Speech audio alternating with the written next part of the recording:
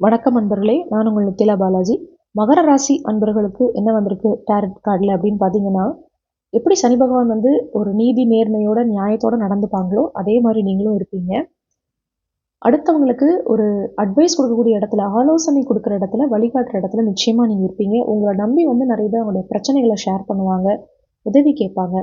அவங்களுக்கு உங்களால் அதை முடிஞ்ச உதவிகளை நீங்கள் செய்யலாம். இல்லைன்னா இந்த இடத்துக்கு போனால் உதவி கிடைக்கும் அப்படின்ற ஒரு வழிகாட்டுதலை நீங்கள் கொடுத்தீங்கன்னா அது வந்து எல்லோருக்கும் ரொம்ப உபயோகமானதாக இருக்கும். உங்களுக்கு வந்து எப்போவுமே ஹெல்பிங் டெண்டன்சி அதிகமாக இருக்கும். மற்றவங்களுக்கு உதவி பண்ணுற குணம் உங்களுக்கு அதிகமாக இருக்கும். அதை மட்டும் எப்போவுமே கைவிட்றாதீங்க. நிறைய பேர் வந்து இதில் வேலை வேலை வேலை இல்லை குடும்பம்னு நிறைய ஸ்ட்ரெஸ்ஸாகவே இருப்பீங்க. அதுலேருந்து எனக்கு ரிலாக்ஸ் பண்ணிக்க தெரியலை அப்படின்னு கடந்த வருடம் வந்து ரொம்ப கவலைப்பட்டுட்டு இருந்தீங்க அப்படின்னா, உங்களுக்கான ஒரு ஹாபியை நீங்கள் வந்து கண்டுபிடிங்க.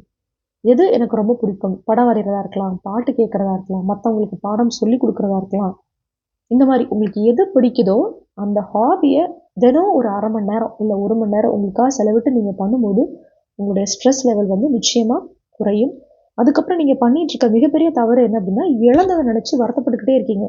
அது பொருள் இழப்பாக இருக்கலாம், உறவுகள் இழப்பாக இருக்கலாம், ஏதோ ஒரு வகையில் நீங்கள் எதையோ இழந்திருக்கலாம். ஆனால் நான் இதை இழந்துட்டேன்னு அதை நினச்சிட்டே இருக்கும்போது பிரபஞ்ச சக்திக்கு நம்முடைய வார்த்தைகளை விட நம்முடைய உணர்வுகளை வந்து ஈஸியாக அப்சர்வ் பண்ணிக்க முடியும் அதால்.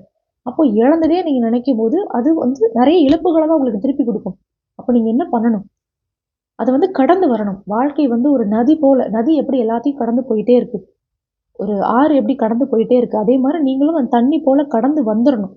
அந்த இழந்த இடத்துலயே நிற்காம அதை கடந்து வரும்போது தான் அடுத்த கட்டத்துக்கு நீங்கள் மூவ் ஆக முடியும். அதனால கடந்த வருடத்துல நடந்ததா இருக்கலாம், அதுக்கு முன்னாடி நடந்ததா இருக்கலாம், கவலை மட்டுமே உங்களுக்கு ஒரு ஒரு மிகப்பெரிய வேலையா கடந்த வருடம் இருந்துக்கலாம். இந்த வருடம் சந்தோஷம் மட்டுமே உங்களுக்கு நிலைக்கும் வேணும் அப்படின்னு நீங்க நினைக்க ஆரம்பிக்கும் போது சந்தோஷமா அந்த பிரபஞ்சத்திட்ட கை நீட்டி கேளுங்க. எனக்கு அன்பும் அமைதியும் நிம்மதியும் சந்தோஷமும் கொடு. இல்லை இதெல்லாம் நீ கொடுத்ததுக்கு நன்றின்னு சொல்லி பாருங்களேன்.